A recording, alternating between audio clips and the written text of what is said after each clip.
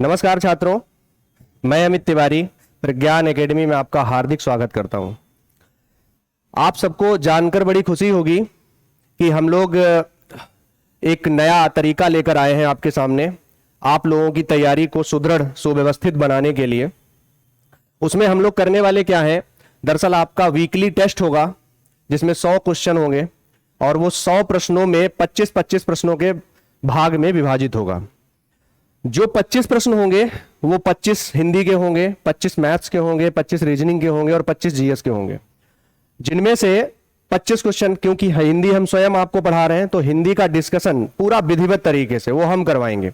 जैसा कि आपको सामने दिख रहा होगा, एक क्वेश्चन दिखा है ये, तो ये यहां से आज शुरुआत है। हालांकि आप लोगों को टेस्ट नहीं मिल पाया होगा, जल्द ही आपको ये टेस्ट भी मिल जाया करेगा। उसके लिए भी हम लोग व्यवस्था कर रहे हैं, किसी तरीके से ऑनलाइन आपको ये टेस्ट मिल जाए। इसका टेलीग्राम आप ज्वाइन करिए प्रज्ञान एकेडमी का, वहां मिल जाएगा। बस क्या है, इसका कोई शुल्क नहीं है, कोई चार्ज नहीं है, ना ही इस डिस्कशन का कोई चार्ज है। यूट्यूब पर आपको बिल्कुल फ्री ऑफ कॉस्ट ये क्लासें मिलेंगी, ठीक है। आप अंत में, अभी तो बस हम आपको परिचय करा रहे हैं, स्वयं का परिचय कराने की हमको जरूरत नहीं है क्योंकि आप लोग जानते हैं। लेकिन इसके साथ में जो ये प्रोग्राम, ये जो व्यवस्था हम लोग लेकर आए हैं आपके सामने, इसका परिचय आपको दे रहे हैं। तो इसमें हम लोग विधिवत डिस्कशन करने वाले हैं। इसमें पूरी तरीके से आपको एक एक क्वेश्चन पर हम कायदे से बात करेंगे, और हम ही नहीं, हम लोग सारे लोग, जो हम लोगों की टीम है, और साथ में हम लोगों को गाइड करेंगे हमारे प्रज्ञान सर। तो जैसा कि हम प्रज्ञान सर को भी बुलाना चाहेंगे। सर आ जाइए, एक मिनट, आ जाइए सर।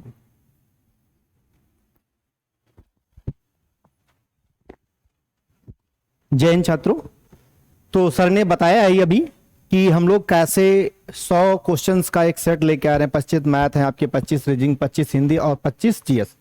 तो सारे अलग अलग टीचर्स हैं, जैसे तिवारी जी अभी हिंदी का डिस्कशन कराएंगे, उसके बाद नहू सर आएंगे, फिर उसके बाद प्रवीण सर, आशीष सर। इसी होगा क्या ना, आपको हर सप्ताह 25 क्वेश्चन, एक सब्जेक्ट के बहुत अच्छे क्वेश्चन आपको मिल जाएंगे। ऐसे कर करके जब तक हमारा एग्जाम आएगा ना, तब तक हमारी बहुत अच्छी तैयारी हो जाएगी। और रही बात इसकी पीडीएफ की, तो मैं कोशिश करता हूं, प्रज्ञान एकेडमी टेलीग्राम पे हमारा है, तो उस पे मैं डाल दूंगा पीडीएफ, वहां से आप देख लीजिएगा। अब ऐसे क्वेश्चन तो लिखे ही हैं आपके सामने, पीडीएफ नहीं भी है तब भी चलेगा, क्योंकि क्वेश्चन है उनका आंसर है। आप वीडियो देखेंगे तो सारी चीजें आपको मिल जाएंगी, ठीक है। तो सर अब आप शुरू कर रहे हैं, आप लोग बड़ा मन लगा के देखिएगा। धन्यवाद। हाँ, तो शुरू करते हैं आज से एक नए तरीके से। देखिए, दरअसल होता क्या है, हम आपको पहले बता दें, आपकी लड़ाई जो है ना, वो वास्तविक लड़ाई प्रश्नों से ही है। आप कॉन्सेप्ट कितना भी पढ़ डालें, दरअसल कॉन्सेप्ट भी आप पढ़ क्यों रहे हैं, आप कभी पूछिए खुद से। आप किसी चीज का कॉन्सेप्ट पढ़ रहे हैं तो वो किस लिए पढ़ रहे हैं, उसका रीजन सबसे बड़ा यही है कि आपको क्वेश्चन से लड़ना है। अच्छा, हम लोग क्या करने वाले हैं, हालांकि ये क्लास जो नए लोग हैं उनके लिए भी फायदेमंद होगी। ऐसा नहीं है नए वाले लोग बोलें कि अरे सर हमको टेस्ट कहां देना, अभी तो पहले पढ़ना है, ऐसा बिल्कुल भी नहीं है। हमको ये नए वाले जो लोग हैं, जो अभी स्टार्टिंग कर रहे हैं, उनके लिए भी अच्छी होगी, क्योंकि हम लोगों से जो जानकारी हो सकेगी वो हम इसमें आपको उपलब्ध कराएंगे टेस्ट में। क्योंकि ये कहीं से क्वेश्चन कॉपी नहीं किए गए हैं, ये हमारे जो भी साथ के लोग हैं और हम लोगों ने स्वयं से बनाए हैं, और उन क्वेश्चनों पर प्रॉपर डिस्कशन भी होगा। चलिए, बातें तो होती रहेंगी, आज क्लास हम शुरू करते हैं। देखिए, सबसे पहला क्वेश्चन है, सबसे प्राचीन भारतीय आर्य भाषा कौन सी है। ऐसा है, इस टेस्ट को थोड़ा जल्दी टाइप करवाया है, तो उस टाइप करवाने में कुछ त्रुटियां हुई हैं, उनको मैं संभालता रहूंगा और आप भी साथ में मेरा सहयोग करते रहिएगा। देखिए, लिखा है सबसे प्राचीन भारतीय आर्य भाषा कौन सी है, तो सबसे पहले लिखा है प्राकृत, फिर लिखा है पाली, फिर अपभ्रंश, ये अपभ्रंश है लिखा हुआ, अपभ्रंश, फिर लिखा है वैदिक संस्कृत। देखिए, तो हम आपको एक क्रम बताते हैं और आप बहुत ध्यान से समझिएगा इसको। देखिए, दरअसल होता क्या है, जो हिंदी भाषा है ना, हिंदी भाषा का विकास कैसे हुआ है ये हम समझते हैं। हिंदी का भाषा का विकास किस क्रम में हुआ है, किस तरह हुआ है, इस चीज को हम समझते हैं। देखिए, दरअसल क्या है ना, दो प्रश्न आते हैं। एक प्रश्न आता है कि बताइए हिंदी की आदि जननी कौन है। एक प्रश्न कहेगा हिंदी की आदि जननी कौन है, और दूसरा प्रश्न बोलेगा कि हिंदी भाषा का विकास किससे हुआ है।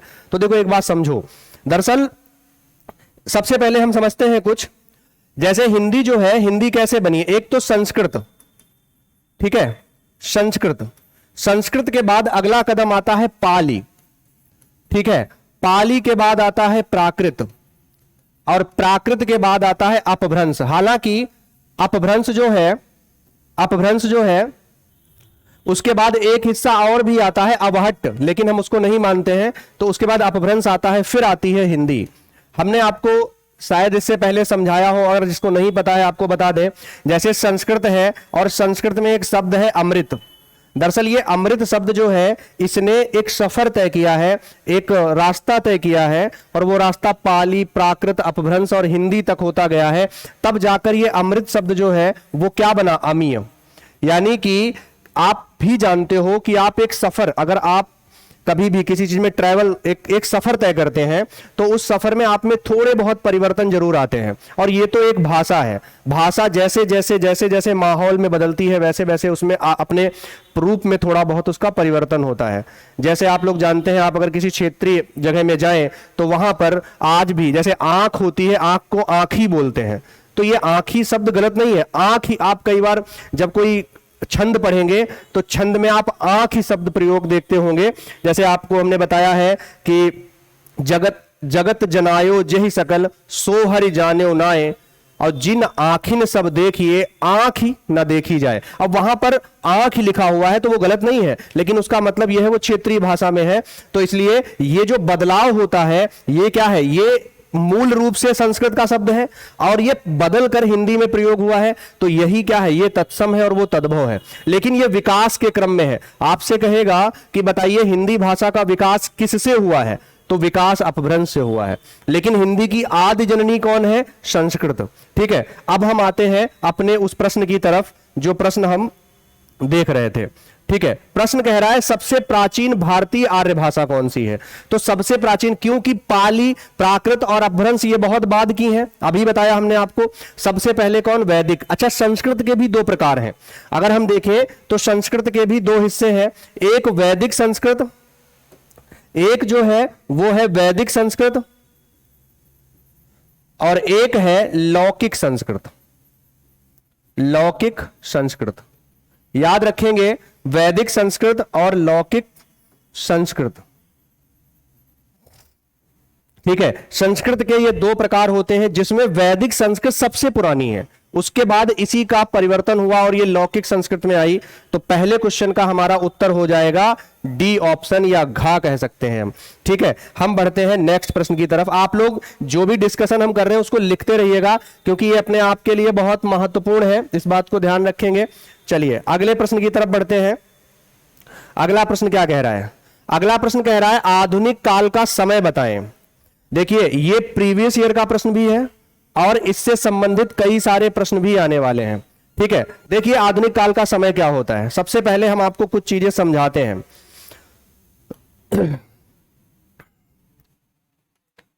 देखिए आपसे कहेगा कि अगर हम हिंदी का काल विभाजन करें तो कैसे करेंगे। अगर हम हिंदी का काल विभाजन करें तो किस तरह करेंगे। ठीक है, तो काल विभाजन जो होता है वो कैसे होता है, इसको समझिए आप। सबसे पहला जो काल है वो है आदिकाल। आदिकाल, हालांकि आदिकाल को ही हम एक नाम देते हैं, उसे हम कहते हैं वीरगाथा काल। वीरगाथा काल, ठीक है। दूसरा जो हमारा होता है वो होता है मध्यकाल। वो कौन सा होता है, मध्यकाल। आप लोग लिखते रहिएगा, ये हम आपको पहले बोल चुके हैं, ये कोई टेस्ट डिस्कशन नहीं है, इसमें आपको बहुत सारी जानकारियां मिलने वाली हैं, क्योंकि आप एक क्लास समझिए। बस क्लास में क्या होता है, जिस कॉन्सेप्ट को हम पढ़ रहे होते हैं, जिस टॉपिक को पढ़ रहे होते हैं, हम सिर्फ उसी को पढ़ते हैं। लेकिन टेस्ट में क्या है, जो प्रश्न आता जाएगा हम उसके बारे में जो जानकारियां हो सकेंगी वो आपको बताते जाएंगे। इससे होगा क्या, जैसे आज पूछा है उसने आधुनिक काल, हो सकता है कल वो आदिकाल का समय पूछ ले, और वो क्या हम ही पूछ लें आपसे, तो अगले टेस्ट के लिए आप एकदम तैयार रहोगे। यही डिस्कशन का मजा होता है और यही फायदा भी होता है। देखिए मध्यकाल दो हिस्सों में विभाजित होता है, एक होता है भक्ति काल, भक्ति काल, और एक होता है रीति काल। याद रखेंगे ये दो हिस्सों में विभाजित है। उसके बाद नंबर 3 पर अगर हम आए तो होता है आधुनिक काल। इसको हम कहते हैं आधुनिक काल। आधुनिक काल जो है उसको हम एक और नाम से जानते हैं, गद्य काल के नाम से। गद्य काल, देखिए ये 4 विभाजन है, वीरगाथा काल, भक्ति काल, रीति काल और गद्य काल। अब देखिए समझिए भाई इसमें क्या होता है। जो वीर गाथा काल है ना, इसका समय होता है 1050 ईस्वी से 1350 ईस्वी, ये वीरगाथा काल का समय है। फिर अगर हम बात करें भक्ति काल की, तो भक्ति काल का जो समय है वो 1350 ईस्वी से 1650 ईस्वी। उसके बाद अगर हम बात करें रीतिकाल की, तो 1650 ईस्वी से 1850 ईस्वी। ठीक है, उसके बाद हम आधुनिक काल की बात करें तो 1850 से शुरू होता है आधुनिक काल और अब तक चल रहा है, अब तक। ठीक है, आप 2018 वनरक्षक भर्ती परीक्षा उठा के देखिए, ये क्वेश्चन आपको वहां मिल जाएगा। ये आपका समय है, आदिकाल का समय 1050 से 1350। अब आपसे इनमें से, लेकिन याद रखिए ये ईस्वी में समय है, अगर विक्रम संवत में आएगा तो थोड़ा अलग हो जाएगा, क्योंकि आप जानते हो विक्रम संवत जो होता है वो क्या होता है, वो 57 ईसा पूर्व शुरू हुआ था, जैसे शक संवत 78 ईस्वी में शुरू हुआ था। तो वो कॉन्सेप्ट कभी समझाएंगे दोबारा से, वरना बहुत डिस्कशन लंबा हो जाएगा, हमको बहुत सारी चीजें आपको इंफॉर्मेशन देनी है। अच्छा, अगर हम आदिकाल की बात करें ना, तो आदिकाल के बारे में भी कुछ जानकारी समझ लीजिए। आदिकाल के बारे में हम कुछ जानकारी समझते हैं। देखिए, आदिकाल का नामकरण किसने कैसे किया है, सबसे पहला प्रश्न तो यही पूछेगा। चलिए हम आगे नेक्स्ट पेज पे लिखते हैं। सबसे पहले कहेगा, बताइए आदिकाल किसने कहा, बताइए आदिकाल किसने कहा। फिर कहेगा वीरगाथा काल किसने कहा, वीरगाथा काल किसने कहा। फिर कहा जाएगा सिद्ध सामंत काल किसने कहा, सिद्ध सामंत काल किसने कहा। फिर हो सकता है आपसे पूछ ले कि बता दो आरंभिक काल किसने कहा, आरंभिक काल, इसी के एक के ही नाम है ये सारे। फिर हो सकता है आपसे पूछ ले कि बताइए बीजोपन काल किसने कहा, बीजोपन काल किसने कहा। फिर हो सकता है आपसे यह पूछ ले कि बता दो चारण काल किसने कहा, चारण काल किसने कहा। हो सकता है आपसे कह दे बता दो संधि चारण काल किसने कहा, संधि, संधि चारण काल किसने कहा। ये इतने नाम तो आपको जरूर याद रखने हैं। अब देखिए आदिकाल जो कहा है वो किसने कहा है, आदिकाल कहा है हजारी प्रसाद द्विवेदी ने, हजारी प्रसाद द्विवेदी। आपको नाम याद रखने हैं सारे। आदिकाल को हजारी प्रसाद द्विवेदी ने कहा है आदिकाल। आदिकाल को ही वीरगाथा काल किसने कहा है, आचार्य रामचंद्र शुक्ल ने, आचार्य रामचंद्र शुक्ल ने क्या कहा है, वीरगाथा काल। सिद्ध सामंत काल किसने कहा है, तो हमारे राहुल शाकृत्यायन जी ने कहा है, राहुल शाकृत्यायन ने कहा है क्या, सिद्ध सामंत काल।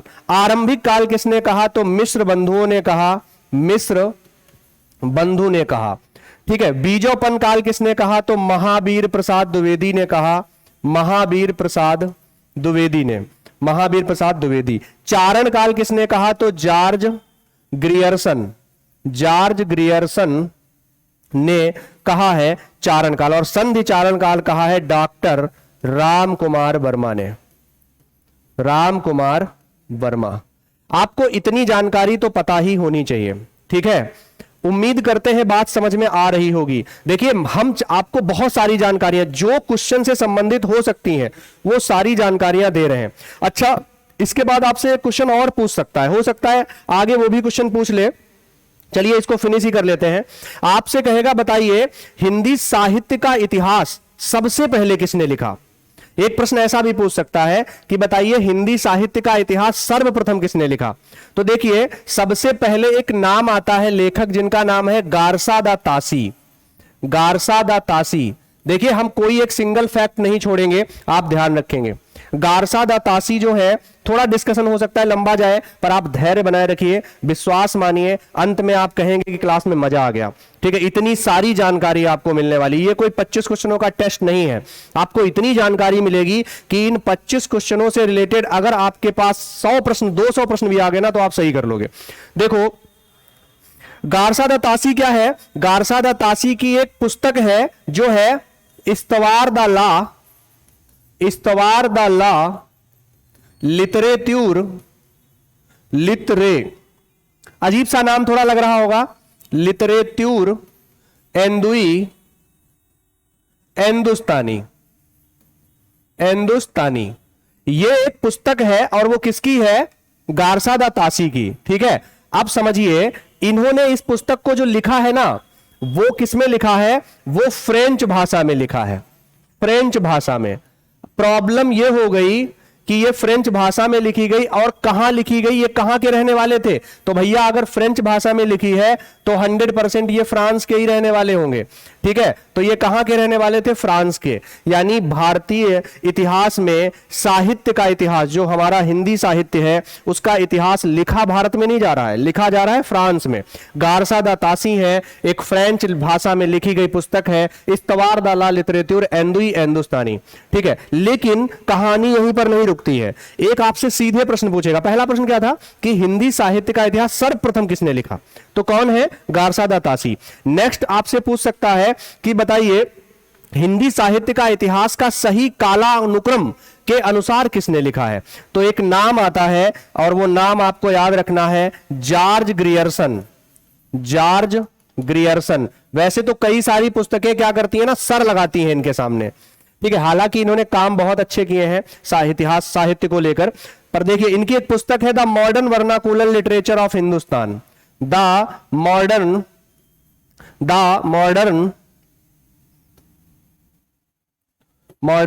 वर्नाकुलर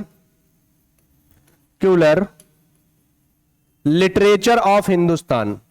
लिटरेचर ऑफ हिंदुस्तान इस पुस्तक का नाम है, और यह अंग्रेजी भाषा में पुस्तक है, अंग्रेजी भाषा में।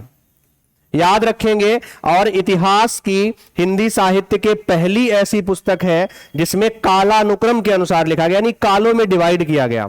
अब उसके बाद एक नाम और आता है। चलिए थोड़ा आगे बढ़ते हैं, फिर हम आपको बताते हैं, वरना एक ही क्वेश्चन पर रहेंगे। एक क्वेश्चन आपको मिलने वाला है आगे, उस पर चर्चा कर लेंगे हम थोड़ी सी और। चलिए नेक्स्ट, तो इसका उत्तर क्या होगा कि आधुनिक काल का समय 1850 ईस्वी। आधुनिक काल का समय जो हो जाएगा वो हो जाएगा 1850 ईस्वी। आंसर आपका हो जाएगा डी ऑप्शन। संयोग है कि दोनों आंसर आपके डी ही होंगे। ठीक है, तो आगे बढ़ते हैं नेक्स्ट पर। अगला क्वेश्चन क्या कहता है? अगला प्रश्न जो है थोड़ा सा आज थोड़े छोटे छोटे शब्दों में लिखा होगा। अगला दिया है, होठों की स्थिति के आधार पर स्वर कितने प्रकार के होते हैं?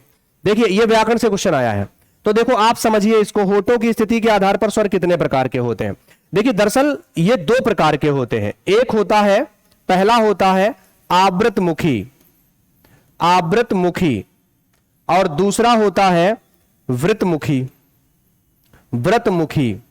अब आप एक बात समझिए, आवृतमुखी को ही हम कहते हैं कौन सी? आवृत्ताकार ध्वनियां, आवृत्ताकार ध्वनि। और जो व्रतमुखी है इसको हम कहते हैं वृत्ताकार ध्वनि। आप समझिए आप, दरअसल ये जो है ना, ये होठों के आधार पर है। जिन वर्णों को बोलते समय या स्वरों को बोलते समय होठ गोल हो जाते हैं उनको हम क्या कहते हैं? वृत्ताकार ध्वनि। और जिन वर्णों को बोलते समय होठ गोल नहीं होते हैं उनको आवृत्ताकार ध्वनि कहते हैं। अब समझो भाई आवृत्ताकार ध्वनि कौन सी होगी? तो देखो वृत्ताकार ध्वनियां आप याद रखिए, ये चार होती हैं वृत्ताकार ध्वनियां, ओ और औ। अब आप खुद बताओ, स्वरों की संख्या 11 है और 11 स्वरों की संख्या में 4 ध्वनियां जो वृत्ताकार है, तो बची आवृत्ताकार कितनी है? 7। यानी जिन वर्णों को बोलते समय आप मुख में व्रत नहीं बनाते, अर्थात होठ गोल नहीं होते हैं, उनको हम आवृत्ताकार या आवृतमुखी कहते हैं। आप चाहें तो इनको लिख सकते हैं, जैसे आपका होगा छोटा आ, बड़ा आ, छोटी ई, बड़ी ई, री, ए और ए। ये आपके हो जाएंगे क्या? आवृतमुखी या आवृत्ताकार ध्वनियां। आप इतना याद रखेंगे तो अब आप समझ सकते हैं कि होठों की स्थिति के आधार पर स्वर कितने प्रकार के होते हैं। तो इसका सही आंसर हो जाएगा सी ऑप्शन 2। अब आपसे एक क्वेश्चन और पूछ सकता है, कहेगा बताइए प्रयत्न के आधार पर स्वर कितने प्रकार के होते हैं? प्रयत्न के आधार पर स्वर कितने प्रकार के होते हैं? कितने प्रकार के होते हैं? तो याद रखना प्रयत्न के आधार पर स्वर 4 प्रकार के होंगे, और वो 4 प्रकार के कौन कौन से होंगे आप याद रखिएगा। एक होगा अर्ध विब्रत स्वर, अर्ध विब्रत स्वर, दूसरा होगा विब्रत स्वर, तीसरा होगा अर्ध संव्रत स्वर,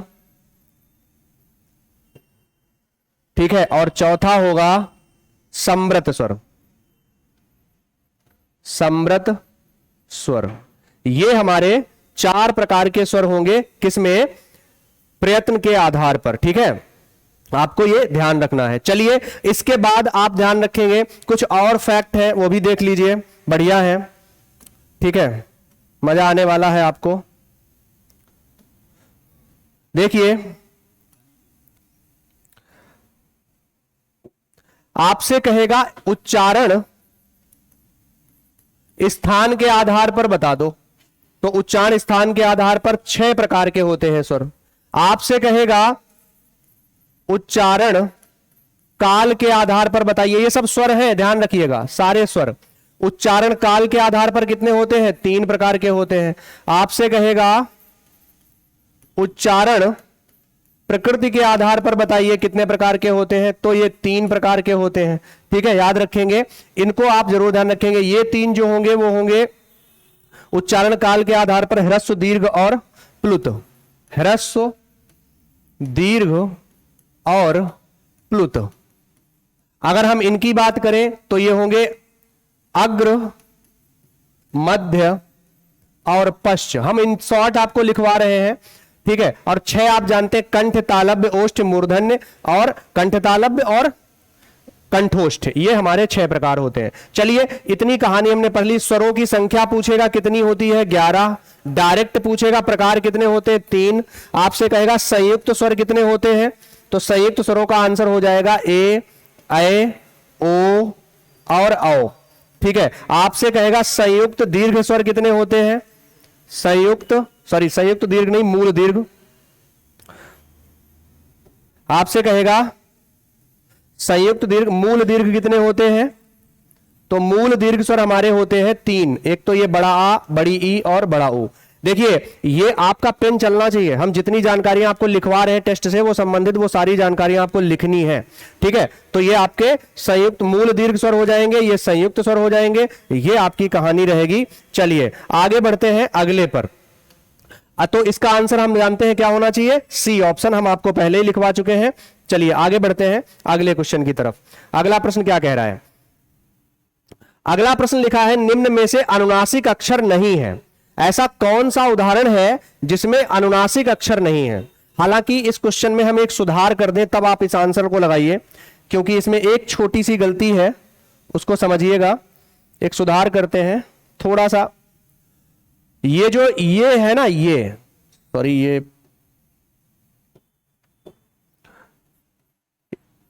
यहां है। अब बताइए आप आंसर क्या होगा? ये का ऑप्शन है, ये खा ऑप्शन है, ये गा ऑप्शन है, ये घा ऑप्शन है। ये 4 ऑप्शन है, आपको उत्तर बताना है। इसका उत्तर क्या होगा बताइए फटाफट से, बताइए। देखिए सुनिए ध्यान से, अनुनासिक होता क्या है पहले हमको इसको समझना है। देखिए अनुनासिक जो होता है,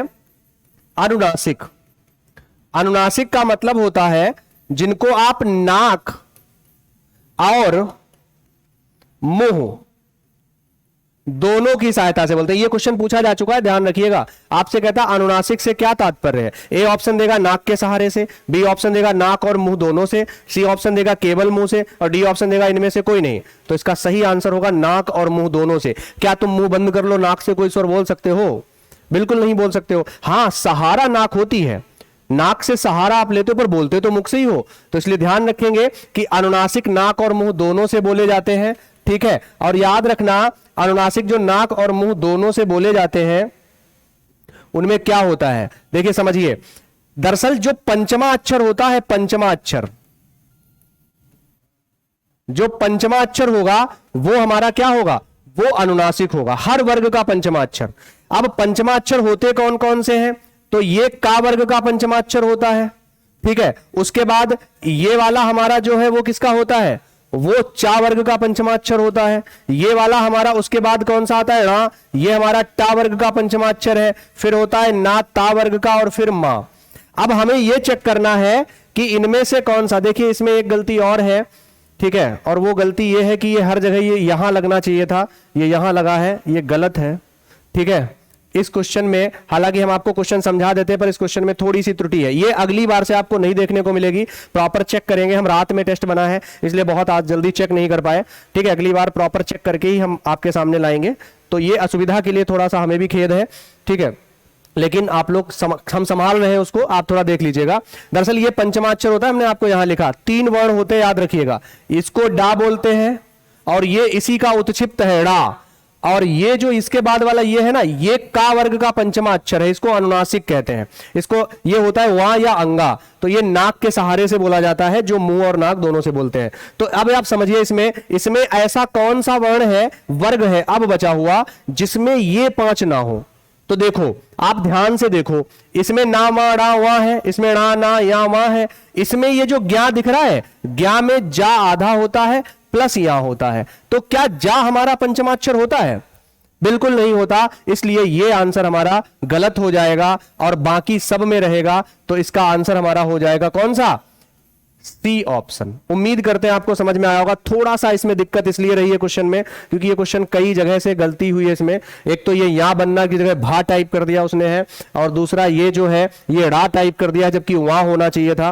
ठीक है, तो थोड़ा सा गलती है, इसको हमने संभाल दिया है। देखो ये ना मा ड़ा वा ये पांचों चारों हमारे क्या है, पंचमाक्षर। ये चारों पंचमाक्षर ये नहीं है, इसमें जो ज्ञा है ना वो उसमें जा भी आ रहा है और जा हमारा अनुनासिक नहीं है, इसको ध्यान रखेंगे। तो इसलिए ये वाला आंसर सबसे परफेक्ट होता। ठीक है, आगे हम बढ़ते हैं नेक्स्ट उदाहरण की तरफ। अगले उदाहरण की तरफ हम बढ़ते हैं, अगले प्रश्न की तरफ। उसमें देखते हैं क्या है। चलिए अगला हमारा क्या है, देखिए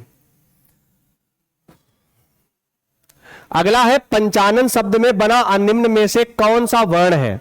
बड़ा अच्छा क्वेश्चन है। देखिए जो लोग एकदम नए हैं वो बहुत ध्यान से इस क्वेश्चन को समझिएगा। पंचानन शब्द जो है उसमें बना जो अनुस्वार है ना, वो निम्न में से कौन सा वर्ण है, ये पूछ रहा है वो। तो देखो सबसे पहले आप घबराइए नहीं, डरिए बिल्कुल नहीं। दुनिया में आपको हर चीज डराती वो है जिसे आप जानते नहीं हैं। अगर आपको किसी चीज के बारे में परिचित है आप, तो आपको डर नहीं लगेगा, और अगर आपको डर लग भी रहा है ना, तो आप घबराइए बिल्कुल मत। आप उसको जानने की कोशिश करिए। पढ़े लिखे लोग हैं, आप ये मत सोचिए जैसे बहुत सारे छात्रों को हमने देखा, अरे ये तो हमारे समझ से बाहर है। दुनिया की ऐसी कोई चीज है जो आपकी समझ से बाहर है।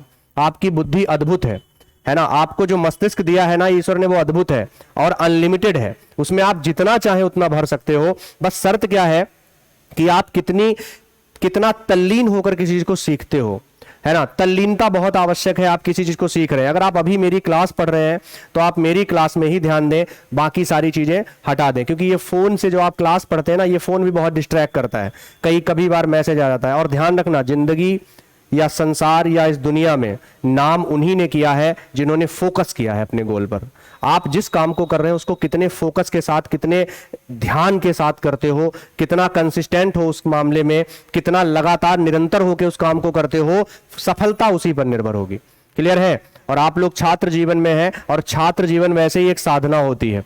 साधना आप जानते हैं एकांत में होती है, और एकांत और अकेला दोनों अलग अलग हैं। आप अकेले बिल्कुल मत रहिए, लोगों के साथ घूमिए, लोगों के साथ मजे करिए। आप जिंदगी के सारे पल अपने खुशी के, आप पढ़ाई को मत दीजिए। आपके जीवन में और भी चीजें बहुत अनमोल हैं, आप उनको भी समय दीजिए।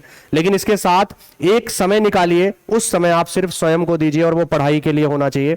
आप उम्मीद करते हैं अगर आप ऐसा करेंगे ना, तो देखना आप कुछ ही समय के बाद आपका जीवन एकदम संवरने लगेगा। समझ रहे हैं। देखिए आगे बढ़ते हैं। तो आप देखिए पंचानन शब्द में बना अनुस्वार निम्न में से कौन सा वर्ण है। तो देखो भाई बड़ा आसान सा क्वेश्चन है। हम एक संधि पढ़ते हैं, जानते कौन सी? एक संधि होती है, उसमें कहा जाता है यदि मां के बाद कोई स्पर्श व्यंजन आ जाए, कोई स्पर्श व्यंजन आ जाए, व्यंजन संधि के हिसाब से है, तो मां का परिवर्तन इस आए हुए स्पर्श व्यंजन के पंचमाक्षर में हो जाता है। किसमें हो जाता है? आए हुए स्पर्श व्यंजन के पंचमाक्षर में हो जाता है। अब देखो कैसे हो रहा है भाई। हम क्या कर रहे हैं, पंचानन जो बना है वो बना है पम प्लस चा, ये जो पंच बनता है ना, पंच, ये ऐसे बनता है पम प्लस चा से। ये मां है और ये चा है। अब आप बहुत ध्यान से समझिएगा मां और चा के बारे में। देखिए मां जो है वो किस, मां तो साफ साफ लिख रखा है नियम में, और ये जो चा है ना वो स्पर्श व्यंजन है। अब आप एक चीज समझिए, अगर हम मां का परिवर्तन चा के पंचमा अक्षर में करें तभी तो ये रूल लगेगा। तो चा का पंचमा अक्षर हमारा होता है या, तो आप जानते हो इसको परिवर्तित जब हम करेंगे तो कुछ इस तरह से लिख देंगे। देखिए अब जब इसको आप जोड़ेंगे तो ये जुड़कर ऐसे बनेगा पंच, और आपने संस्कृत में ऐसे लिखा भी देखा होगा। लेकिन आप जानते हो संस्कृत में ऐसे ही लिखा जाता है, लेकिन बात यह है कि हमारा अनुस्वार जो है ना, अनुस्वार जिसको हम बोलते हैं जो अंग होता है, अनुस्वार ये जो लगा है, ये कहता है कि हम पंचमा अक्षरों का प्रतिनिधित्व करेंगे। यानी जो पंचमा अक्षर है ना उनका सबका प्रतिनिधि अगर कोई है तो वो कौन है, अनुस्वार। वो कहता है तुम यहां आए हो, तुम्हारा यहां कोई काम नहीं है, तुम एक काम करो, तुम यहां से हट जाओ, तुम्हारी जगह तुम्हारा सारा काम मैं कर दूंगा। ठीक है, तो क्या करते हैं, ये कहते हैं भाई बिल्कुल बात आपकी सही है, हम चले जाते हैं। और ये तो ये अनुस्वार आ गया। अब इसके आगे तुम क्या करो, इसके आगे आप लगा दो आनन। ठीक है, ये हालांकि इसमें हलंत रहता है, तो ये क्या हो जाएगा, पंचानन। बड़ा आसान है। तो पंचानन जो है वो कैसे बनेगा, पंच प्लस आनंद से। और पंचानन जो है वो पर्यायवाची किसका है, हनुमान जी का।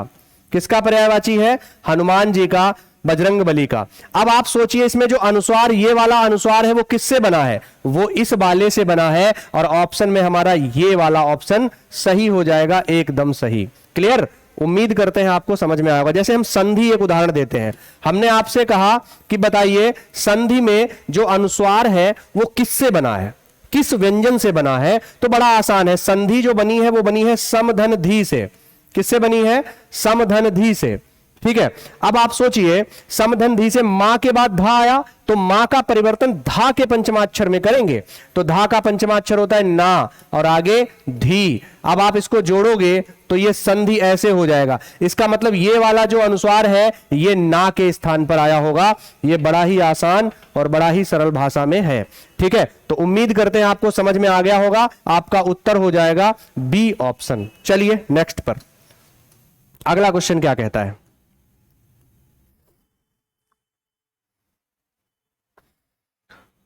अगला प्रश्न कहता है निम्न में से हा पूरा वर्ण है, ऐसा कौन सा इसमें से है जिसमें हा पूरा है, यह बताना है। देखो आप बहुत ध्यान से देखिए, इसमें हा किसमें पूरा है।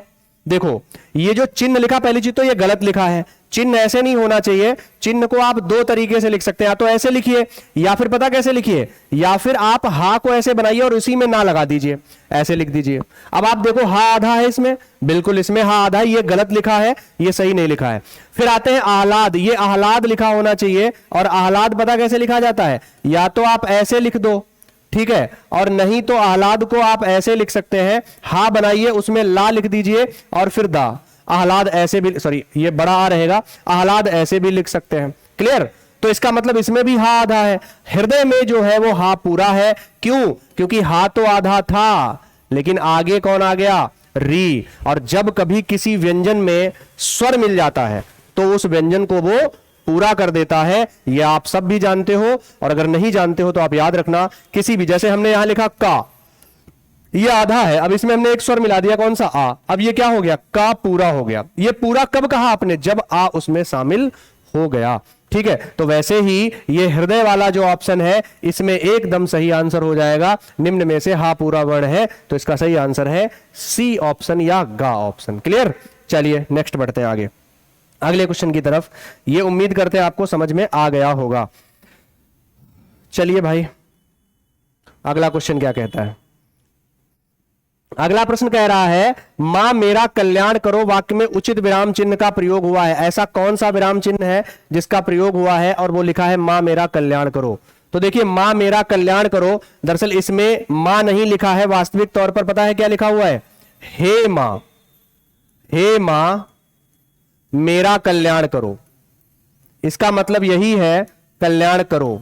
और याद रखना अब इसमें ये चिन्ह कौन सा है, ये वाला याद रखिएगा। विस्मयादि बोधक चिन्ह का प्रयोग हमेशा कब करते हैं, खासकर संबोधन में। संबोधन जब समाप्त हो जाता है, जैसे एक उदाहरण आता है, हे शरण दायिनी देवी तू करती सबका प्राण है। एक उदाहरण है और आपसे कह रहा है कि बताओ इसमें कहां पर आप लगाएंगे संबोधन का चिन्ह। जो संबोधन यानी विस्मयादि बोधक चिन्ह है वो आप कहां लगाएंगे। तो बड़ा ही सिंपल और आसान शब्दों में जवाब है कि आप हे शरणदायिनी देवी तू, इसमें दे जहां तक संबोधन गया है और खत्म हुआ है वहीं पे लगा देंगे। तो हे शरणदायिनी देवी, इसका मतलब यहां लग जाएगा। जैसे हम कहते हैं हे वीणा वर दायिनी मां, हम संबोधन कहां लगाएंगे, इसके बाद लगाएंगे। तो ये इस तरीके से होगा, याद रखेंगे। तो इसका सही आंसर हो जाएगा ए ऑप्शन सही होगा, एकदम सही, विस्मयादि बोधक चिन्ह। ठीक है, आपको समझ में आ गया होगा। अगले उदाहरण की तरफ चलते हैं, नेक्स्ट। ठीक है, अगर हम बात करें चिन्हों की, तो चिन्ह में ये जो चिन्ह आपको दिख रहा है जिसको हम ऐसे बनाते हैं, ऐसे, तो ये चिन्ह जो होता है इसको हम कहते हैं अर्ध विराम। इसको हम कहते हैं अर्ध विराम। दरअसल अर्ध विराम का काम क्या होता है, ये अल्प विराम से थोड़ा ज्यादा और उप विराम से, सॉरी, पूर्ण विराम से थोड़ा कम, उसमें किसका, अर्ध विराम का प्रयोग होता है। अगर हम इसकी बात करें तो यह है हमारा अल्प विराम। जब कहीं पर भी आप बहुत थोड़े समय के लिए ठहरते हो, कहीं पर भी थोड़े समय के लिए ठहरते हैं, तो वहां पर हम अल्प विराम चिन्ह का प्रयोग करते हैं। ये जो चिन्ह है ना, ये आपको दिख रहा है जिसमें आपको डॉट दिख रहा है, इंग्लिश में इसको कॉलन बोलते हैं, हिंदी में, इंग्लिश में इसको सेमी कॉलन, इसको कॉमा बोलते हैं। ठीक है, तो ये जो चिन्ह दिख रहा है इसका प्रयोग जो होता है इसको हम बोलते हैं उप विराम। क्या बोलते हैं, उप विराम। और उप विराम का चिन्ह का प्रयोग जो होता है वो किसमें होता है, शीर्षक, हमेशा शीर्षक में होता है। जैसे हम एक लिख दें यहां पर, आजकल बड़ा ट्रेंड में है गदर, एक प्रेम कथा, एक प्रेम कथा। अब ये शीर्षक डाल दिया तुमने ऐसे, गदर एक प्रेम कथा, बड़ा आसानी से आप उत्तर दे सकते हो। ये वाला चिन्ह जो है वो शीर्षक के लिए आया है। आपने टाइटल लिखा है, जिसको शीर्षक कह सकते हैं, हेडलाइन जिसको बोल सकते हैं, उसमें हम प्रयोग करते हैं उपविराम का। अगर आप चिन्हों में मोटे तौर पर बात करें ना, तो चिन्हों की संख्या होती है कितनी, 16 चिन्हों की संख्या होती है। विराम चिन्ह की बात कर रहे हैं, चिन्ह नहीं, विराम चिन्हों की संख्या होती है 16। लेकिन एक नाम आता है, आप सब जानते होंगे, कहां लिख दें, कहां लिख दें, यहां लिखते हैं। एक नाम आता है कामता प्रसाद गुरु। आप जानते हो कामता प्रसाद गुरु को, ये दरअसल हमारे हिंदी के पाणिनि है, हिंदी के पाणिनि। अब तुम कहोगे गुरुजी पाणिनि, हिंदी के पाणिनि कौन, मतलब पहले तो पाणिनि बताओ कौन है। तो देखिए पाणिनि जो है सबसे प्रथम व्याकरणाचार्य हैं, क्योंकि आप जानते हो दुनिया की सबसे प्राचीनतम भाषाओं में से संस्कृत है, और संस्कृत का व्याकरण लिखने का काम पाणिनि ने किया है। इसलिए दुनिया के व्याकरणों में से सबसे व्याकरण जो पुस्तक है वो है अष्टाध्यायी, और वो किसने लिखी है, पाणिनि ने लिखी है। देखिए आप समझिएगा, एक पुस्तक है अष्टाध्यायी, आपसे कहता है ये अष्टाध्यायी क्या है, तो अष्टाध्यायी दरअसल व्याकरण पर आधारित एक पुस्तक है जो पाणिनि के द्वारा लिखी गई है। इसीलिए पाणिनि जो है वो व्याकरण के प्रमुख हैं। तो जो भी कोई व्याकरण लिखता है ना, उसको पाणिनि की संज्ञा दी जाती है, उपनाम दिया जाता है। तो हिंदी का व्याकरण लिखने में बड़ा महत्वपूर्ण योगदान कामता प्रसाद गुरु का रहा है। तो ये गुरु जी जो है, इन्होंने हिंदी का व्याकरण लिखा है, इसलिए इनको हम हिंदी के पाणिनि के रूप में जानते हैं। इन्होंने क्या कहा ना, इन्होंने कहा भाई हम 16 नहीं विराम चिन्ह मान रहे हैं, हम 20 विराम चिन्ह मानते हैं। ठीक है, नेक्स्ट क्लास में आगे हम कवर करेंगे। हम आपसे पहले ही बोल रहे हैं कि बहुत बड़ी क्लास हो जाएगी अगर हम समझाएंगे। अभी 7वें क्वेश्चन पर चल रहे हैं, हमें 25 क्वेश्चन कवर करने हैं, लेकिन 20 विराम चिन्ह इन्होंने बताए हैं। अच्छा, एक क्वेश्चन और हम आपसे कर लेते हैं, पता नहीं क्यों मेरा मन नहीं मान रहा है, बहुत सारा सोच रहे हैं आपको सब बता दें। आपसे कहता है अष्टाध्यायी पर एक टीका लिखी गई, एक पुस्तक लिखी गई, टीका वो किसने लिखी थी, तो वो लिखी थी पतंजलि ने, और उस पुस्तक का नाम था महाभाष्य। क्लियर है, उम्मीद करते हैं आपको ये बात समझ में आ गई होगी। नेक्स्ट पर चलते हैं, अगले पर। आप सारा कुछ लिखते रहिएगा, हम आपसे बार बार ये कह रहे हैं ताकि आपको एक बार आदत हो जाए ये सब चीजें लिखने की। बहुत सारी जानकारियां आपको मिलने वाली हैं। चलिए नेक्स्ट क्वेश्चन, गंगोदक शब्द में संधि बतानी है, कौन सी है। जो गंगोदक शब्द है इसमें संधि बताओ भाई फटाफट से, गंगोदक वाले संधि।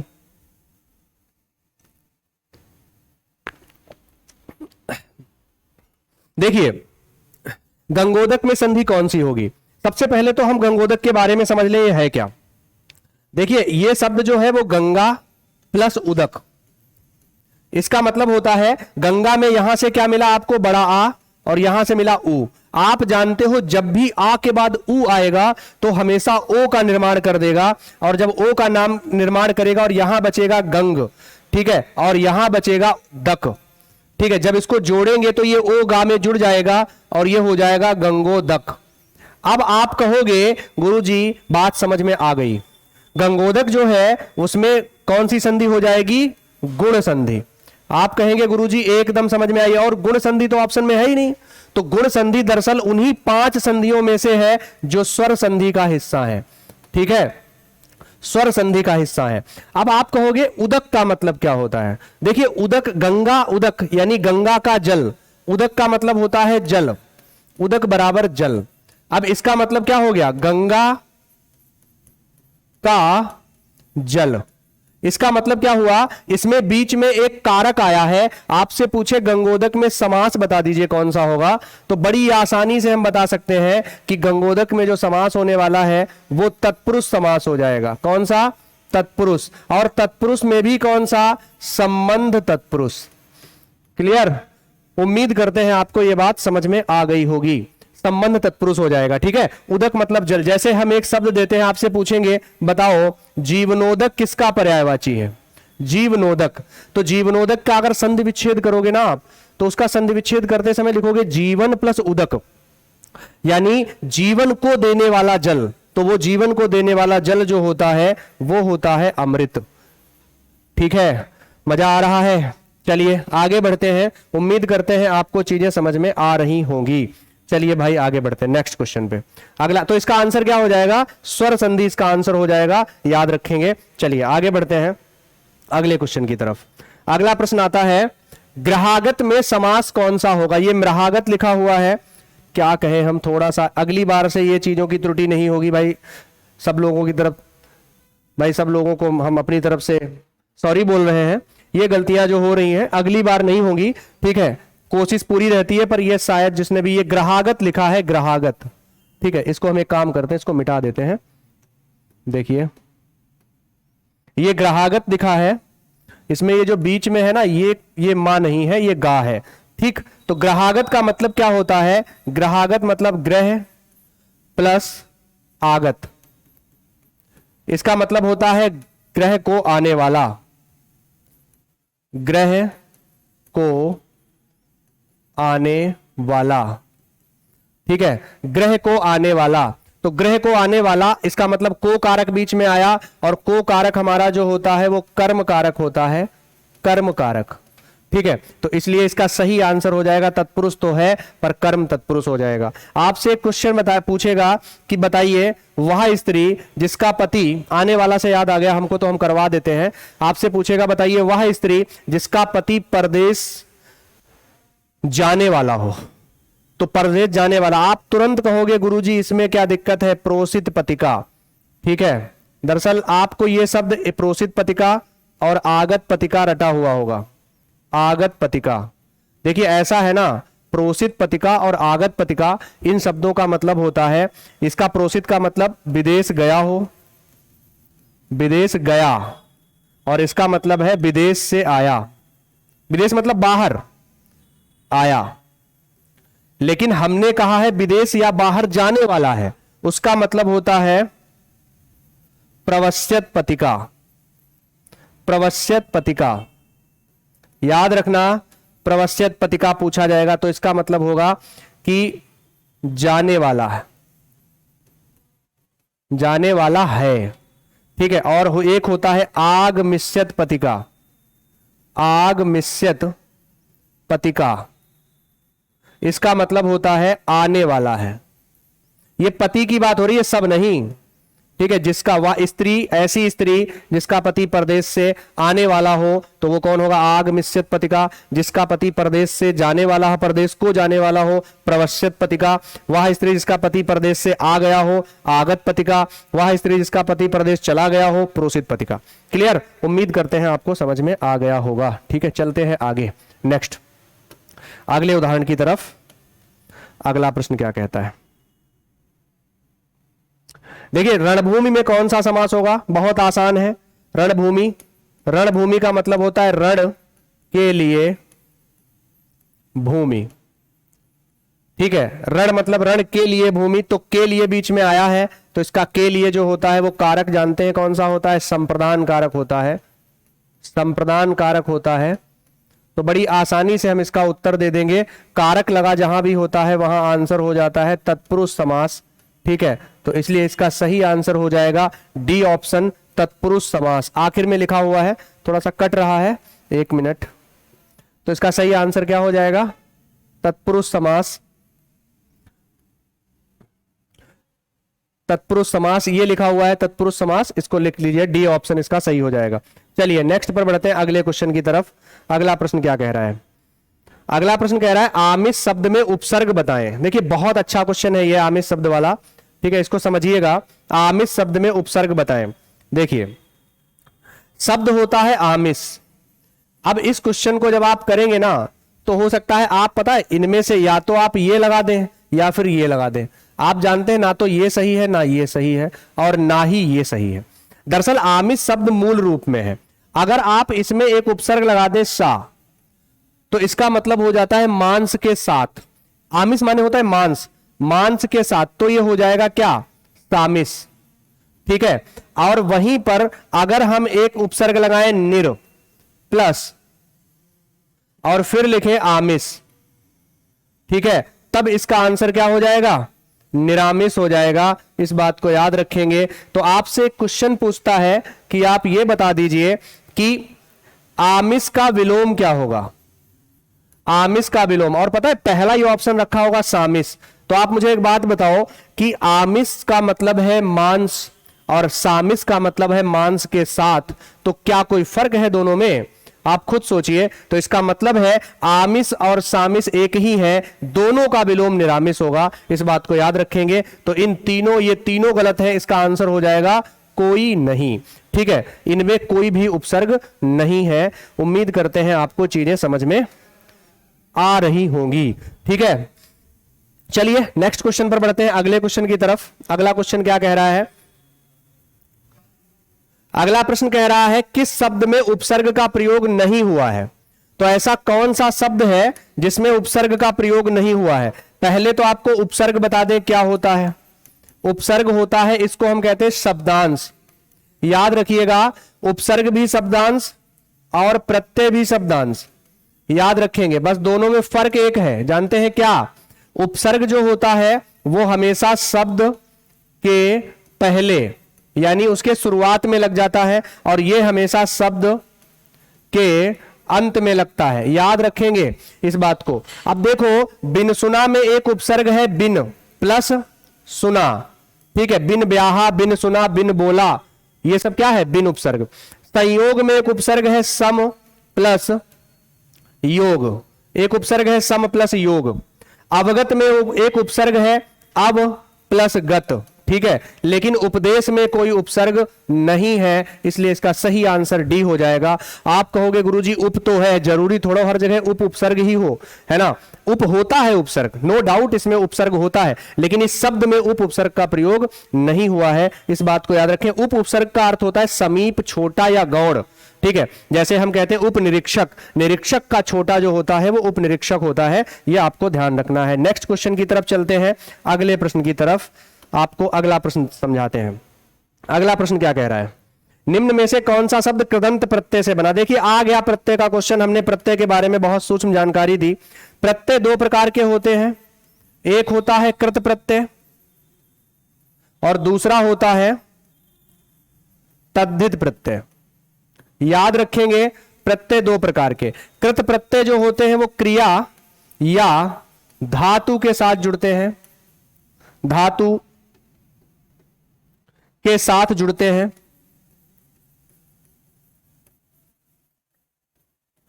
अब समझिए, जैसे हमने एक शब्द लिखा, अब अच्छा क्रिया और धातु के साथ नहीं जुड़ेंगे वो सारे क्या, तद्धित। जैसे संज्ञा, जैसे सर्वनाम, जैसे विशेषण, जैसे अव्यय, इन सबके साथ जुड़ने वाले जो वो होंगे वो क्या होंगे, वो तद्धित प्रत्यय होंगे। अब देखो समझो, जैसे हमने एक शब्द लिखा पी और आगे लिख दिया आस, बहुत ध्यान से समझिएगा। तो पी जो है वो क्रिया की धातु है।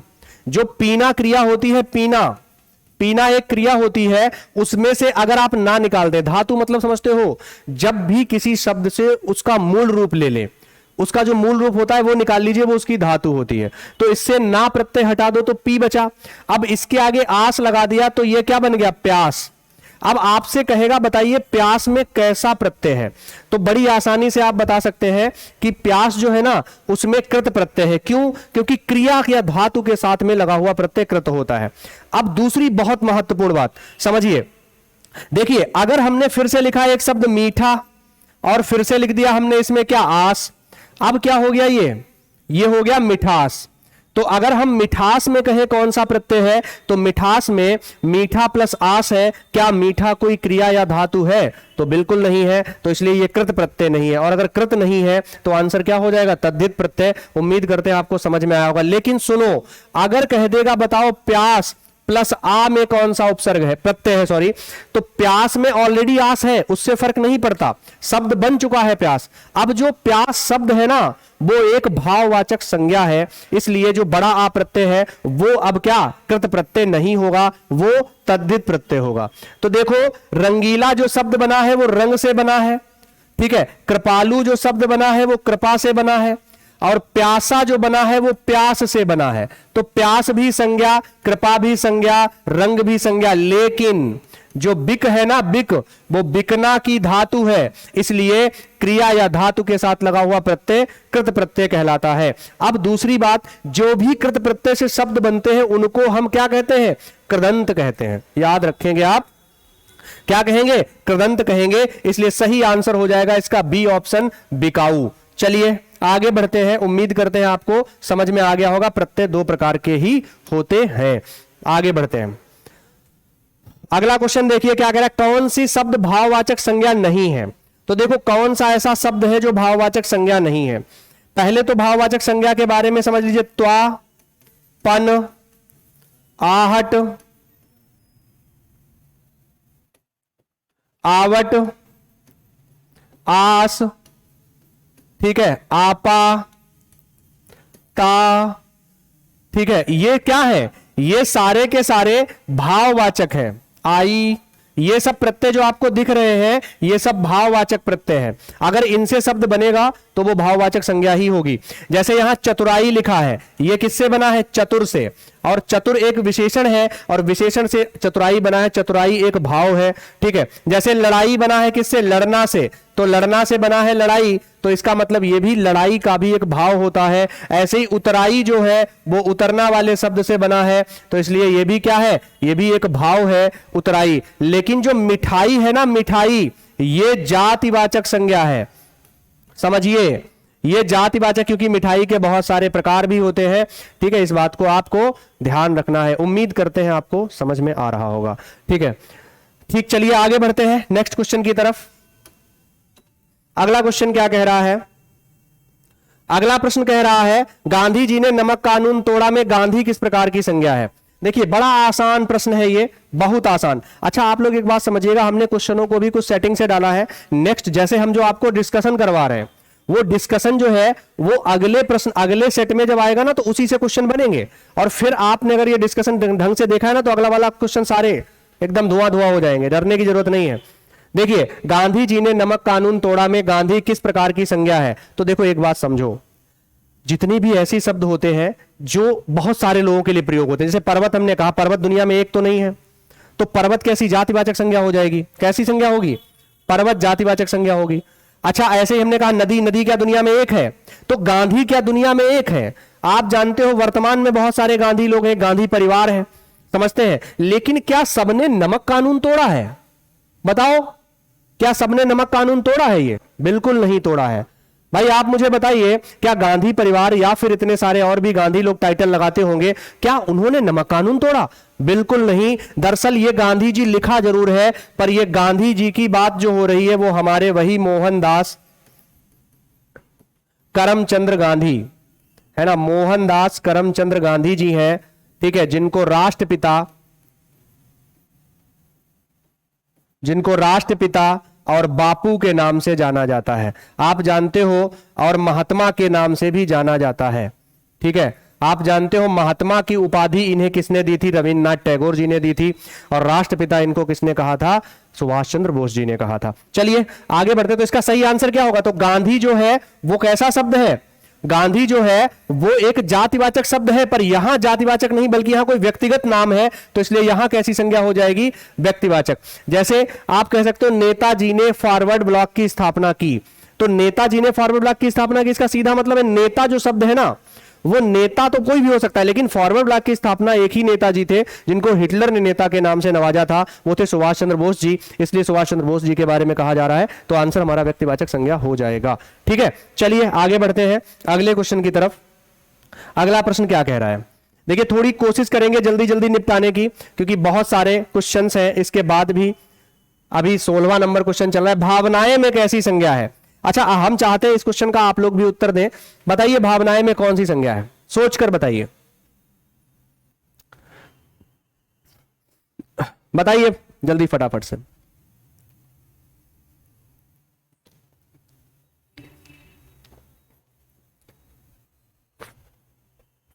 देखिए हो सकता है आप सोच रहे हो फटाफट से कि गुरुजी भावनाएं शब्द दिया है तो आंसर तुरंत भाववाचक हो जाएगा। ऐसा बिल्कुल नहीं है।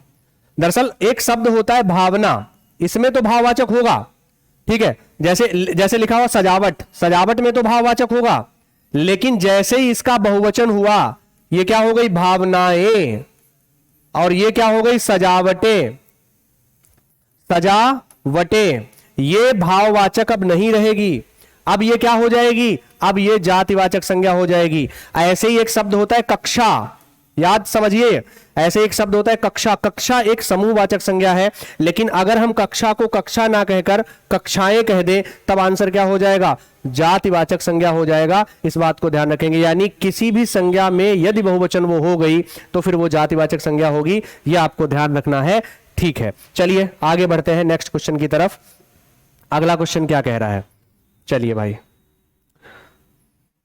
अगला क्वेश्चन कह रहा है मैं कल सुबह आऊंगा, वाक्य में कारक बता दीजिए। तो देखो बड़ा ही सरल और साधारण क्वेश्चन है। तो मैं कल सुबह आऊंगा, मैं कल सुबह आऊंगा, तो इसका मतलब है मैं कल सुबह आऊंगा का मतलब सुबह में आऊंगा, सुबह में आऊंगा। एक क्वेश्चन आया था एक परीक्षा में, बड़ा ही चर्चा में रहा है, आप लोगों ने देखा होगा, वह अगले साल आएगा और पूछा था कारक कौन सा होगा। ठीक है, तो इसका आंसर हो जाएगा वह अगले साल में आएगा। इसका मतलब क्या हो जाएगा? अधिकरण कारक। तो इसका भी सही आंसर क्या होगा? कर्म कारक नहीं होगा। ठीक है, कर्ता कारक नहीं होगा, संबंध कारक नहीं होगा, और अधिकरण कारक दे नहीं रखा, इसलिए आंसर हो जाएगा डी ऑप्शन, कोई नहीं, इनमें से कोई नहीं। इसका सही आंसर क्या है? में अधिकरण कारक है। ठीक है, और अधिकरण कारक जो होता है वो क्रिया के आधार को व्यक्त करता है। किसके? क्रिया के आधार को व्यक्त करता है, क्रिया के आधार को। और इसमें दो कारक होते हैं, एक में और एक पर। ठीक है, उम्मीद करते हैं आपको चीजें समझ में आ रही होंगी। बहुत कंटेंट मिलने वाला है, आप घबराइए बिल्कुल नहीं, बहुत सारी चीजें आप सीखने वाले हैं। चलिए नेक्स्ट क्वेश्चन की तरफ चलते हैं। अगला क्वेश्चन क्या कह रहा है? देखिए भाई अगला क्वेश्चन कह रहा है मां कुछ खाने को दे दो। ठीक है, मां कुछ खाने को दे दो, इसमें पूछ रहा है सर्वनाम बताइए। तो भैया ये कुछ ही तो सर्वनाम होगा, क्योंकि मां सर्वनाम है ही नहीं, खाना सर्वनाम है नहीं, को एक कारक है और दे दो एक क्रिया है, तो इसका मतलब सर्वनाम कुछ ही होगा। और आप जानते हो कुछ सर्वनाम जो होता है वो अनिश्चयवाचक होता है, अनिश्चयवाचक होता है। याद रखेंगे, अनिश्चयवाचक में क्या होता है? कोई और कुछ। याद रखेंगे सर्वनाम जो होते हैं वो 6 प्रकार के होते हैं। एक होता है पुरुषवाचक, पुरुषवाचक, दूसरा होता है निजवाचक, तीसरा होता है निश्चयवाचक, चौथा होता है अनिश्चयवाचक, पांचवा होता है संबंधवाचक, छठा होता है प्रश्नवाचक। देखिए ये सर्वनाम है, इतने प्रकार के होते हैं। अच्छा, जो पुरुषवाचक होता है उसमें होता है मैं और तू। निजवाचक में आप, निश्चयवाचक में होता है यह और वह, ठीक है। अनिश्चयवाचक में होता है कोई और कुछ, संबंधवाचक में होता है जो और सो, और प्रश्नवाचक में होता है कौन और क्या। यह संख्या अगर आप जोड़ेंगे तो यह संख्या हो जाती है 11, ठीक है, संख्या हो जाएगी 11। तो सर्वनाम कितने होते हैं, तो संख्या 11 होगी। लेकिन अगर आपसे पूछेगा सर्वनाम के प्रकार कितने होते हैं, तो आपका आंसर क्या हो जाएगा, तो तुरंत आंसर हो जाएगा कि जो सर्वनाम के प्रकार होते हैं वो 6 होते हैं। चलिए नेक्स्ट, तो इसका सही आंसर कुछ खाने को दे दो, इसका आंसर हो जाएगा अनिश्चयवाचक सर्वनाम। ठीक है, आगे बढ़ते हैं नेक्स्ट क्वेश्चन। आप मेरे साथ लिखते रहिएगा, ठीक है। अगर आपको लगता है थोड़ा सा समय लग रहा है तो आप इस वीडियो को पॉज करके या स्लो करके भी देख सकते हैं, ठीक है। चलिए आगे बढ़ते हैं इस क्वेश्चन की तरफ। देखिए क्वेश्चन दिया है कि बताइए भले और महान लोग उचित और संयमित व्यवहार करते हैं। वाक्य विशेषण और विशेष्य और विशेषण बताइए। तो भले और महान लोग जो है ना वो उचित और संयमित व्यवहार करते हैं। तो देखो, एक तो इसमें विशेषण है भला, एक है महान, और इन दोनों का विशेष्य जो है ना वो क्या है, वो है, सॉरी क्या बोल दिया, उचित लिख दिया। इन दोनों का जो विशेष्य है ना वो क्या है, देखो एक भले एक महान, और इन दोनों का विशेष्य है लोग, याद रखेंगे। यानी विशेषता तो लोग की ही है, भले और महान कौन है, लोग ही तो हैं। अच्छा, एक है उचित और एक है संयमित, तो इन दोनों की विशेषता क्या, व्यवहार के बारे में ही तो कह रहा है, उचित और संयमित। तो इसका मतलब 2 विशेष्य और 4 विशेषण, इसका सही आंसर हो जाएगा सी ऑप्शन। चलिए नेक्स्ट क्वेश्चन की तरफ बढ़ते हैं। अगला प्रश्न क्या कह रहा है भाई, देखो अगला प्रश्न कह रहा है कि सुहानी अब विद्यालय जाने लगी है।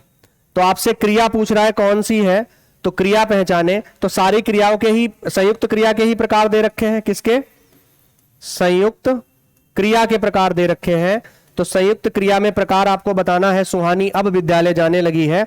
तो इसमें सही आंसर हो जाएगा, क्योंकि उसने शुरू कर दिया है जाना, तो ये आरंभ बोधक संयुक्त क्रिया हो जाएगी। अवकाश में कहते ना जा पाई, ना जा पाई, ठीक है। उसके बाद पुनरुक्ति में कहते जाते जाते, ठीक है।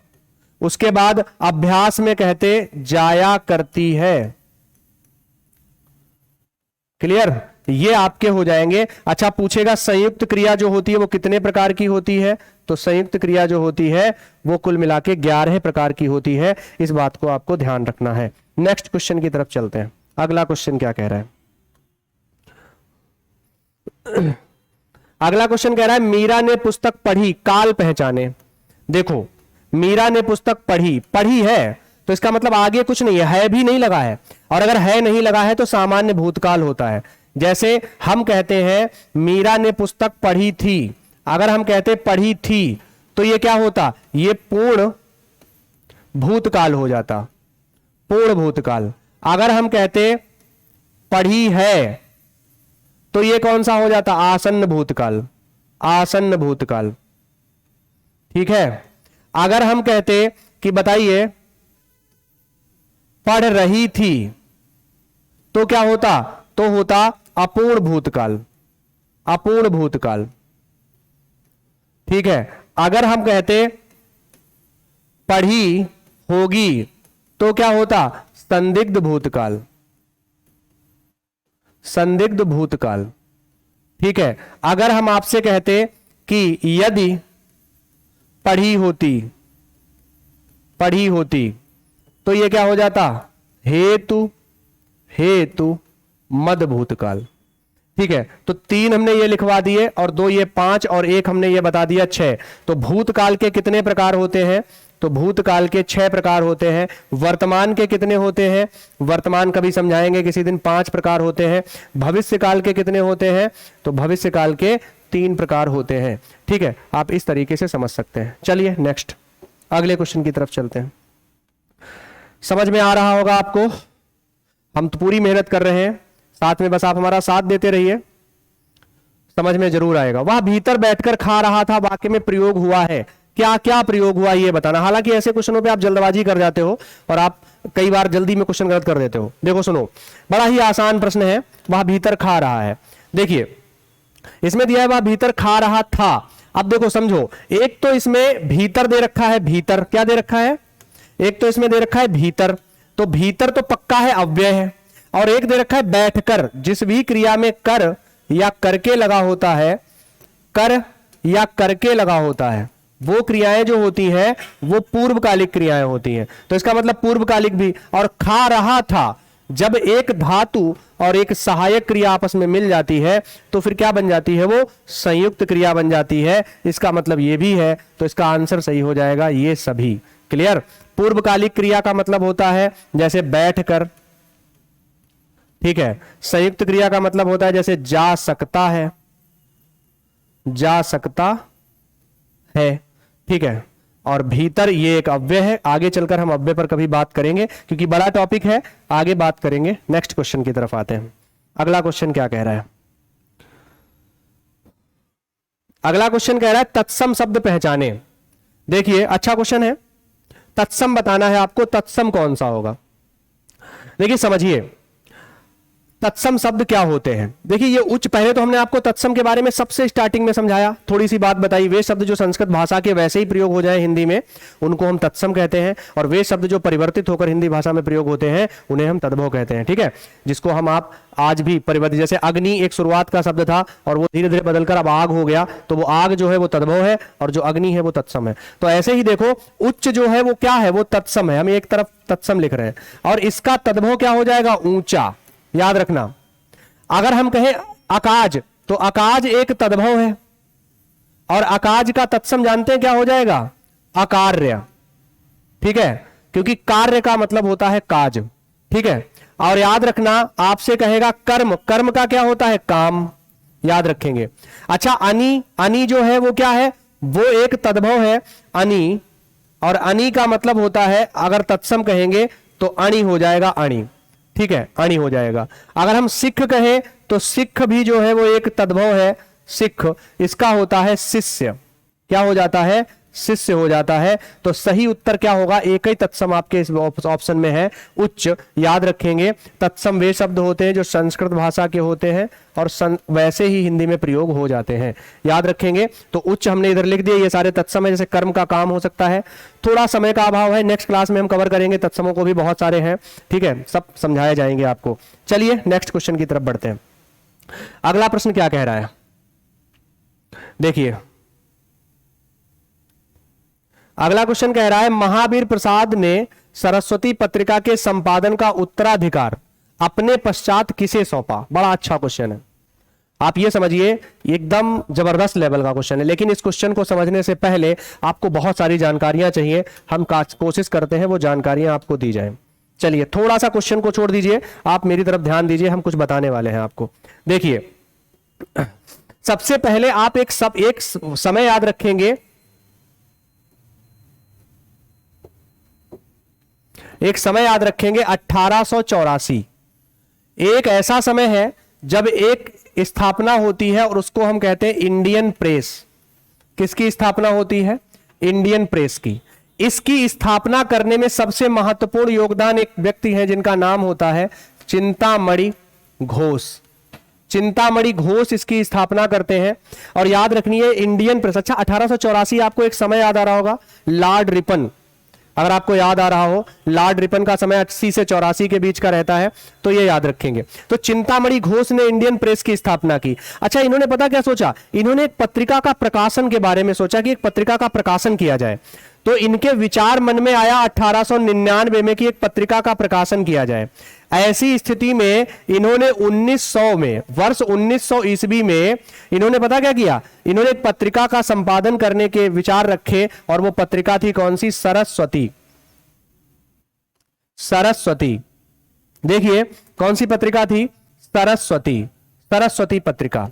अब बात यह थी, इस सरस्वती पत्रिका के लिए एक संपादक मंडल था, एक संपादक मंडल की स्थापना हुई। संपादक मंडल, अच्छा मंडल का मतलब होता है जिसमें कई सारे लोग एक साथ हो, वो मंडल कहलाता है। तो संपादक मंडल में कुछ लोग थे, जैसे एक नाम आता है बाबू, श्याम सुंदर दास, बाबू श्याम सुंदर दास। ठीक है, एक नाम आता है जगन्नाथ दास।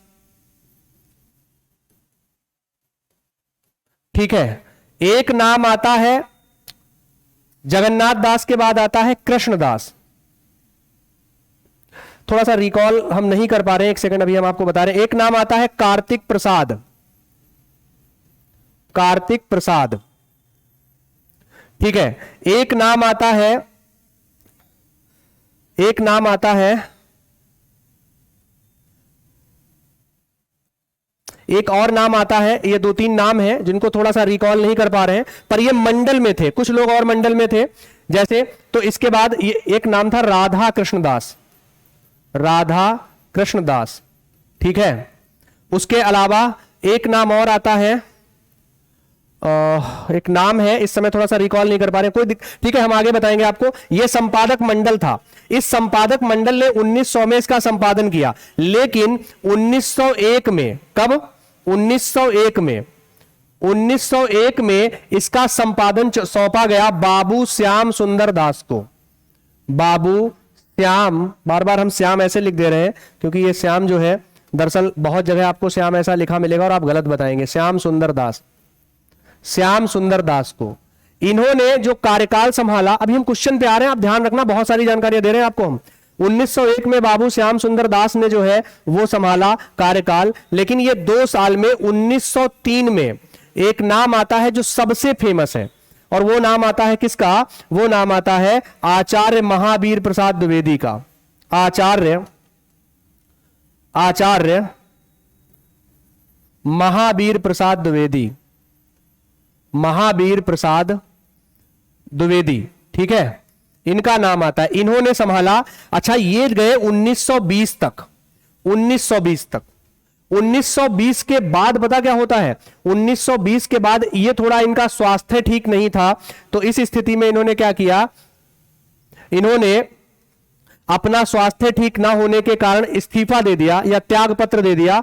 तो इस स्थिति पर एक नाम आता है जो हम कहते हैं पद्मलाल, पद्मलाल पुन्नालाल बख्शी, बख्शी, ये नाम आता है। इन्होंने कार्यभार संभाला। उसके बाद देवी चंद्र ने संभाला, और भी कई सारे लोग हैं जिनका नाम आता है। अब आप क्वेश्चन पे आइए, आपको दिखाते हैं कितनी सारी जानकारियां हमने एकत्रित की। देखिए, जो महावीर प्रसाद ने सरस्वती पत्रिका के संपादन का उत्तर अपने पश्चात किसे सौंपा? तो अभी हमने आपको बताया, वो नाम आता है किसका? वो नाम आता है पद्मलाल पुन्नालाल बख्शी का। इन्होंने इसे कार्यभार सौंपा।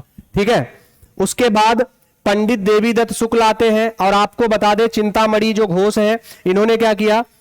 इन्होंने जो है वो इंडियन प्रेस की स्थापना की, इंडियन प्रेस।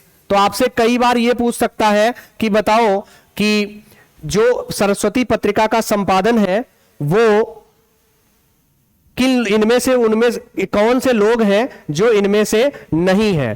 ठीक है,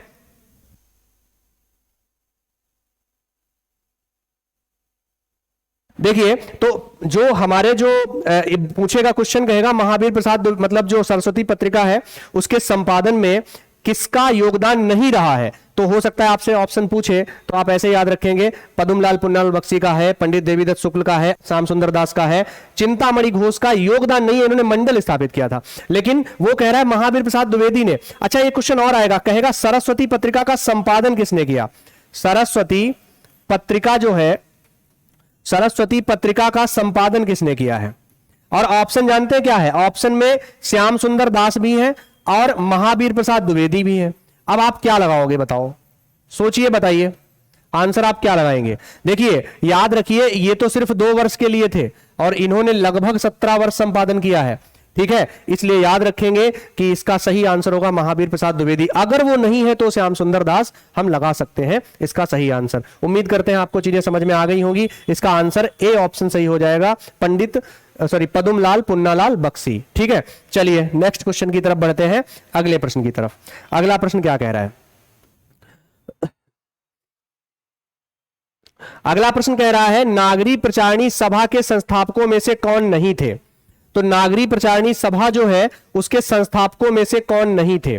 तो देखो सबसे पहले तो नागरी प्रचारणी सभा के बारे में समझ लीजिए आप। जो नागरी प्रचारणी सभा है ना, नागरी प्रचारणी सभा, इस सभा को जो है वो गठित किया गया था 1893 में। ठीक है, आप ध्यान रखेंगे। और इसी के तहत जो है वो बहुत सारे जो है, जैसे आप लोग पढ़ते हैं, इसके तहत एक शब्द सागर नाम की रचना आई है। ठीक है, समय के साथ हम आपको कभी बताएंगे शब्द सागर। शब्द सागर, चलिए थोड़ी सी चर्चा कर ही लेते हैं। एक शब्द सागर नाम की रचना आई है, रचना नहीं कह के इसको हम खंड कहेंगे, कई बार आया है। तो इसका समय तो 1929 माना जाता है। और कहते हैं एक समय के बाद शब्द सागर का ही नामकरण आगे चलकर क्या हो गया, हिंदी साहित्य का इतिहास। हिंदी साहित्य का इतिहास, ठीक है, इतिहास। और ये लिखी किसने, अभी थोड़ी देर पहले हम बता के गए थे, आचार्य रामचंद्र शुक्ल ने। आचार्य रामचंद्र शुक्ल ने। आपसे कहेगा क्वेश्चन है नागरी प्रचारणी सभा में किसका योगदान था। तो देखिए बाबू श्याम सुंदर दास का था, ठाकुर शिव कुमार सिंह का था, पंडित रामनारायण मिश्र का था, केवल और केवल अगर नहीं था तो रामचंद्र वर्मा का आंसर नहीं हो जाएगा। रामचंद्र वर्मा ने इसमें कोई योगदान नहीं दिया है। तो इसका सही नागरी प्रचारणी सभा 1893, शब्द सागर इसमें रचना आती है। आपसे कहता है बताइए हिंदी साहित्य का जो इतिहास है ना, हिंदी साहित्य के इतिहास का मूल नाम क्या था। तो शब्द सागर, याद रखेंगे शब्द सागर से ही हिंदी साहित्य का इतिहास आया है। 1929 के आसपास का समय है जबकि बात है ये, और आचार्य रामचंद्र शुक्ल ने ही इसको लिखा है। दरअसल आचार्य रामचंद्र शुक्ल को क्यों हम जानते हैं, क्योंकि आचार्य रामचंद्र शुक्ल को जानने के पीछे एक प्रमुख कारण यह है कि जो हम पढ़ते आ रहे हैं ना, जो हम ये सब पढ़ते आ रहे हैं, जो अभी हमने आपको बताया था जिसके बारे में, ये सारा कुछ, ये जो हमने आपको लिखवाया था कि कहां गया, एक सेकंड, ये जो हमने आपको लिखवाया था आदिकाल वीरगाथा काल, ये जो नामकरण आप पढ़ते इतिहास में, जो पुस्तक भी इसको फैक्ट के रूप में सही मानती है, वो जो है वो सबसे प्रमाणिक माना जाता है, वो आचार्य रामचंद्र शुक्ल के द्वारा ही माना जाता है। उन्होंने ही लिखा था, आपको इसको ध्यान रखना है। चलिए, तो उम्मीद करते हैं आपको ये बात समझ में आई होगी। ठीक है, तो ये आपका जो है 25वां क्वेश्चन था, और जो ये आखिरी क्वेश्चन था, इस बात को आप ध्यान रखेंगे। चलिए अब हम हिंदी को यहां से क्लोज करते हैं, और हम आपको कुछ जानकारी भी आपको दे देते हैं। ठीक है, थोड़ा सा सब्र करिए।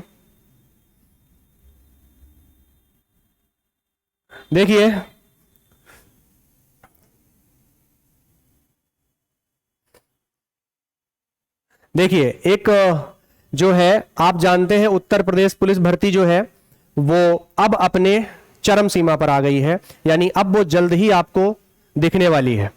तो हम लोग जल्द ही उत्तर प्रदेश पुलिस भर्ती का बैच लॉन्च करने जा रहे हैं। आप लोग, क्योंकि आपने अभी सुना होगा हाल फिलहाल में कि वर्तमान में जो है उत्तर प्रदेश पुलिस भर्ती बोर्ड चयन के अध्यक्ष के रूप में भी एक नाम आ गया है सामने। ठीक है, तो संभवतः अब कार्य थोड़ा गति पकड़ेगा, ऐसा हम लोग भी उम्मीद करते हैं और आप भी उम्मीद करते होंगे।